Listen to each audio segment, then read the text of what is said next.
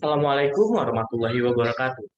Setelah kemarin saya membahas mengenai dasar-dasar perpajakan, kali ini saya akan jelaskan mengenai stelsel dalam pemungutan pajak, kendala dalam pemungutan pajak, bentuk perlawanan pajak, pihak yang terkait dalam perpajakan, dan penggolongan pajak. Yang pertama adalah stelsel pemungutan pajak. Stelsel pajak merupakan sistem pemungutan pajak yang digunakan untuk menghitung besarnya pajak yang harus dibayarkan oleh wajib pajak. Pemungutan pajak dapat dilakukan dengan stelsel yang terdiri dari stelsel nyata atau real, stelsel anggapan atau fiktif, dan stelsel campuran. Stelsel nyata merupakan salah satu jenis pemungutan pajak yang didasarkan pada objek atau penghasilan yang diperoleh sesungguhnya. Penghasilan nyata untuk pajak penghasilan. Mengetahui dengan kondisi demikian, pemungutan pajak baru dilakukan pada akhir tahun. Dengan begitu, penghasilan yang sesungguhnya dapat diketahui, kemudian atau disebut sistem pemungutan pajak di belakang atau NAHETI. Apa kelebihan dari stelsel nyata? Kelebihan utamanya adalah perhitungan didasarkan pada penghasilan sesungguhnya, dan hasil yang diperoleh akan lebih akurat dan real. Pajak yang dikenakan lebih realistis, yaitu sesuai dengan besarnya pajak yang sesungguhnya terutang, karena pemungutan pajak dilakukan setelah tutup buku. Dengan demikian, penghasilan yang sesungguhnya akan diketahui dengan sistem ini. Sedangkan kekurangannya adalah karena pajak dibutuhkan untuk pembiayaan sepanjang tahun, maka pelaksanaannya pun tidak dikatakan mudah. Pajak baru dapat dikenakan pada akhir periode atau setelah penghasilan real diketahui. Padahal, pemerintah lebih dulu membutuhkan penerimaan pajak ini untuk pengeluaran sepanjang tahun dan tidak hanya pada akhir tahun. Yang kedua ada stelsel anggapan atau fiktif stelsel. Jenis pemungutan pajak ini yang berdasarkan pada anggapan yang diatur oleh suatu undang-undang. Anggapan yang dimaksud di sini dapat bermacam-macam jalan pikirannya, tergantung pada peraturan perpajakan yang berlaku. Dengan demikian, stelsel ini menerapkan sistem pemungutan pajak di depan, full hedging. Misalnya, penghasilan suatu tahun pajak dianggap sama dengan tahun sebelumnya, sehingga pada awal tahun, pajak telah dapat ditetapkan besaran pajak yang terutang untuk tahun pajak berjalan. Kelebihan dan kekurangan stelsel anggapan, kelebihannya pajak dapat dibayar selama satu tahun berjalan tanpa harus menunggu pada akhir tahun. Sedangkan kekurangannya, pajak yang telah dibayar wajib pajak tidak berdasarkan keadaan yang sesungguhnya. Stelsel campuran. Jenis stelsel ini merupakan kombinasi antara stelsel nyata dan stelsel anggapan. Pada awal tahun, besarnya pajak dihitung berdasarkan suatu anggapan. Kemudian pada akhir tahun, besarnya pajak sesuai dengan keadaan sebenarnya. Apabila kenyataannya besarnya pajak lebih besar daripada pajak menurut anggapan, maka wajib pajak harus menambah pembayaran. Sebaliknya, apabila besaran pajak menurut kenyataan lebih kecil daripada pajak anggapan, maka wajib pajak dapat meminta kembali kelebihannya atau direstitusi, atau dapat juga dikompensasi.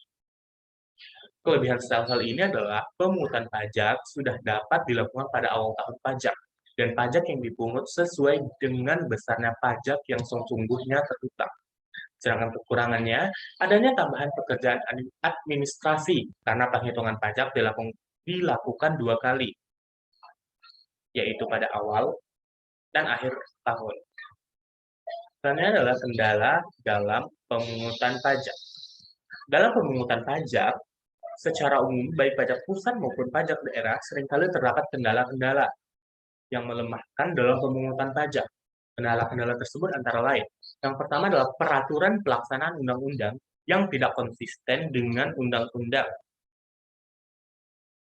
Melaksanakan tax reform lebih pelik dan makan waktu dibandingkan dengan ketika merancang tax reform dalam undang-undang.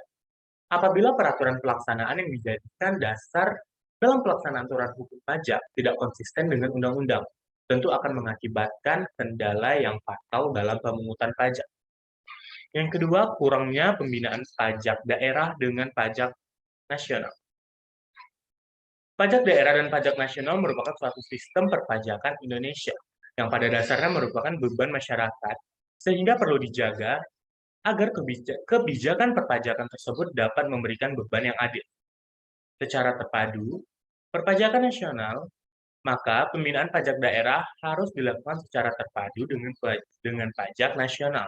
Pembinaan harus dilakukan secara terus-menerus, terutama mengenai objek dan tarif pajaknya, supaya antara pajak pusat dan pajak daerah saling melengkapi.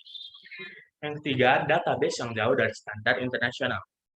Database yang masih jauh dari standar internasional, padahal database sangat menentukan untuk menguji kebenaran pembayaran pajak dengan sistem self-assessment. Persepsi masyarakat bahwa banyak dana yang dikumpulkan oleh pemerintah digunakan secara boros atau dikorup, juga menimbulkan kendala untuk meningkatkan kepatuhan pembayaran pajak. Berbagai pungutan resmi dan tidak resmi, baik di pusat maupun di daerah, yang membebani masyarakat juga menimbulkan hambatan untuk menaikkan penerimaan pajak. Lemahnya penegakan hukum terhadap kepatuhan membayar pajak. Law enforcement merupakan pelaksanaan hukum oleh pejabat yang berwenang di bidang hukum. Misalnya pelaksanaan hukum oleh polisi, jaksa, hakim, dan sebagainya. Tidak kalah penting untuk disoroti pelaksanaan hukum di lingkungan birokrasi, khususnya badan pemerintahan di bidang perpajakan. Dalam melakukan pemeriksaan terhadap para penyelenggara negara, ternyata belum ada gebrakannya. Seharusnya, bila dilakukan, tentu membantu dalam mewujudkan good governance dalam bentuk pemerintahan yang bersih. Dan yang terakhir adalah kurangnya kesadaran masyarakat. Dalam pemungutan pajak dituntut kesadaran warga negara untuk memenuhi kewajiban kenegaraan. Kurangnya atau tidak adanya kesadaran masyarakat sebagai wajib pajak untuk membayar pajak ke negara mengakibatkan timbulnya perlawanan atau terhadap pajak yang merupakan kendala dalam pemungutan pajak sehingga mengakibatkan berkurangnya penerimaan kas negara. Bentuk perlawanan pajak. Bentuk perlawanan pajak ada dua, yaitu perlawanan pasif dan perlawanan aktif. Perlawanan pasif terdiri dari hambatan-hambatan yang mempersukar pemungutan pajak dan yang erat hubungannya dengan struktur ekonomi suatu negara, dengan perkembangan intelektual dan moral penduduk, dan dengan teknik pemungutan pajak itu sendiri. Cara hidup penduduk juga memegang peranan penting, kekurangan gairah kerja, tapi juga keinginan menabung di masyarakat. Misalnya, akan menambah mahalnya biaya suatu tagihan terhadap pajak langsung karena pada waktu jatuh tempo untuk membayar. Para wajib pajak tidak menguasai uang yang diperlukan sehingga harus diambil tindakan untuk menjamin berhasilnya pemungutannya. Demikian itu bila mana ada benda-benda yang dapat disita. Sebaliknya, suatu kecerdasan, suatu pengertian yang jelas mengenai tugas kewajiban terhadap negara dan keharusan membayar pajak, pula perasaan mendalam mengenai solidaritas nasional pada penduduk akan mengurangi perlawanan pasif. Sedangkan perlawanan aktif meliputi semua usaha perbuatan yang secara langsung ditunjukkan terhadap fiskus dan bertujuan untuk menghindari pajak. Di antaranya dapat dibedakan dengan cara-cara sebagai berikut, yaitu yang pertama ada menghindarkan diri dari pajak. Menghindari menghindari pajak yang merupakan gejala biasa pada pajak-pajak atas penggunaan biasanya dilakukan dengan penahanan diri atau orang yang mengurangi atau menekan konsumsinya dalam barang-barang yang dapat dikenakan pajak. Penghindaran pajak terjadi sebelum SKP keluar. Dalam penghindaran pajak ini, wajib pajak tidak secara jelas melanggar undang-undang, sekalipun kadang-kadang dengan jelas menafsirkan undang-undang tidak sesuai dengan maksud dan tujuan pembuat undang-undang. Penghindaran pajak dilakukan dengan tiga cara, yaitu menahan diri, pindah lokasi, dan penghindaran pajak secara yuridis. Yang kedua ada mengelakkan pajak. Apabila penghindaran diri dari pajak tidak dapat dilaksanakan, maka wajib pajak berusaha menggunakan cara-cara yang lain.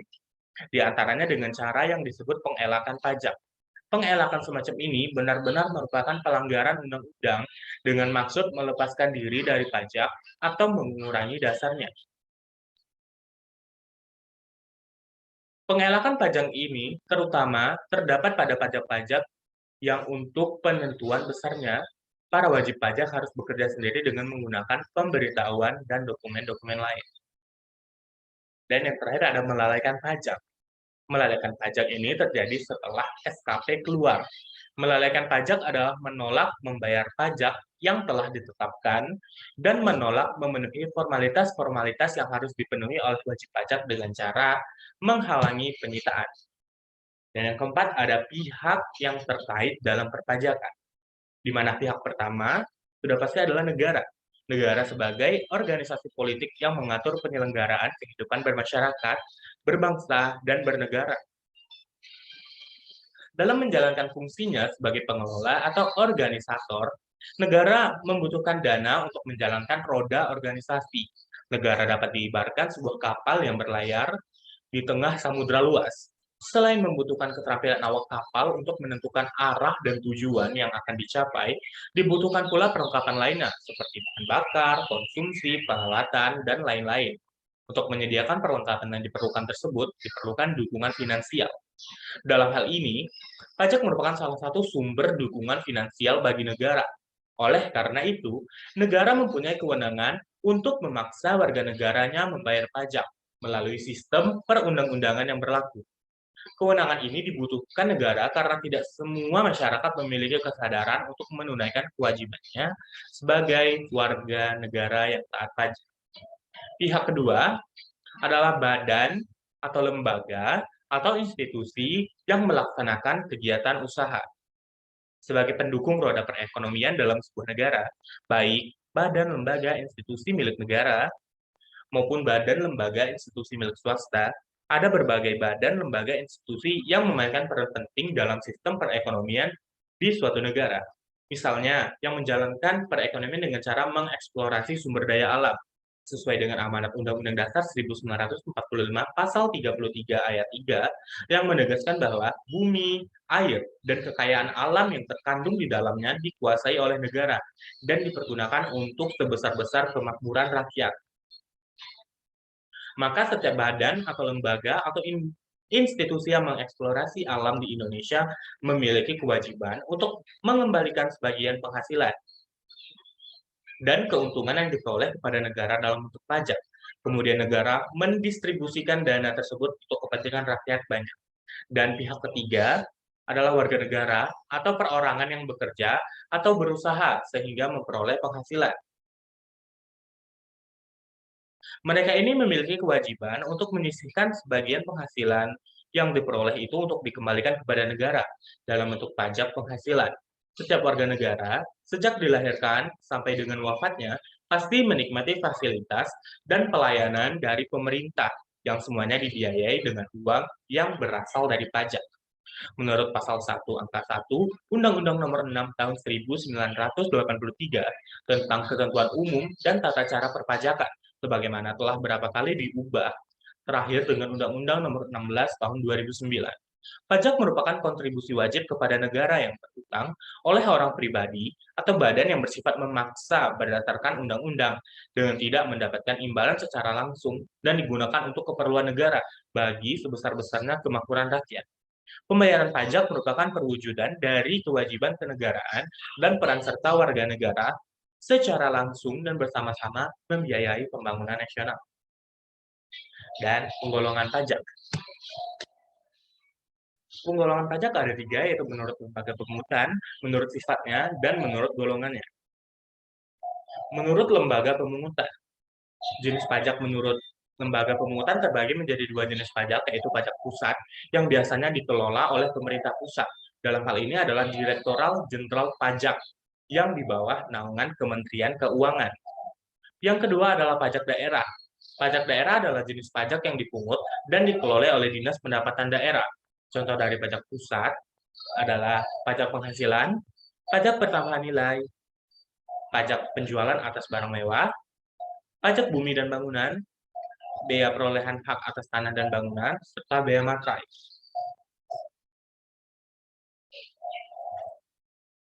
Sedangkan untuk pajak daerah, seperti pajak kendaraan bermotor, pajak hotel dan restoran, pajak hiburan dan tontonan, pajak reklame, pajak penerangan jalan, bea balik nama kendaraan bermotor. Jenis pajak menurut sifatnya, ada pajak subjektif, di mana pajak subjektif ini adalah pajak yang bersifat perseorangan atau perorangan, yaitu jenis pajak yang dalam pengenaannya memperhatikan keadaan atau kondisi pribadi wajib pajak, status kawin atau tidak kawin, mempunyai tanggungan keluarga atau tidak.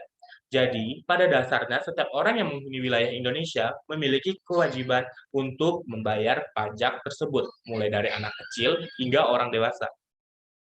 Pajak objektif atau pajak objektif ini adalah pajak yang bersifat kebendaan, yaitu jenis pajak dalam pengenaannya hanya memperhatikan sifat objek pajaknya saja, tanpa memperhatikan keadaan atau kondisi dari wajib pajak. Lebih tepatnya, pajak objektif dikenakan pada seorang warga negara Indonesia jika penghasilan yang dimiliki sudah memenuhi syarat sesuai dengan undang-undang yang berlaku.